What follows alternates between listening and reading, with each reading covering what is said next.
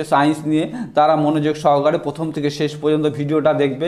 আমি এই ভিডিওতে হচ্ছে মানে অঙ্কের টিপস দেবো তোমাদের, যে মানে কোন কোন জায়গা থেকে অঙ্ক আসতে পারে পরীক্ষায় উচ্চ মাধ্যমিকে, সেই সব জায়গাগুলো তোমাদের একটু বলে দিচ্ছি, শোনো মনোযোগ সহকারে। তোমাদের এবার হচ্ছে নির্দিষ্ট সমাকলনের হচ্ছে সংজ্ঞার সাহায্যে একটা অঙ্ক থাকবে। নির্দিষ্ট সমাকলনের হচ্ছে সংজ্ঞার সাহায্যে, যেমন হচ্ছে integration e to the power x a to b to the power x dx এর মান নির্ণয় করো সংজ্ঞার সাহায্যে, অথবা হচ্ছে ইন্টিগ্রেশন 2 to 3 হচ্ছে এক্স স্কোয়ার ডিএক্স এর মান নির্ণয় করো সংজ্ঞার সাহায্যে।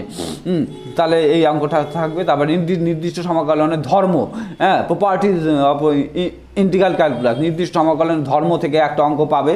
তারপরে রোলস থিওরাম আর ল্যাগ্রাঞ্জেস হচ্ছে মধ্যমান উপপাদ্য থেকে অঙ্ক পাবে। রোলস থিওরাম এবং হচ্ছে ল্যাগ্রাঞ্জেস হচ্ছে মধ্যমান উপপাদ্য থেকে একটা অঙ্ক পাবে। চরম মান অবমান থেকে লেখা অঙ্ক পাবে, বলে দিচ্ছি, চরম মান অবমানের থেকে লেখা অঙ্ক পাবে। বর্ধিষ্ণু ক্ষয়িষ্ণু চ্যাপ্টারটা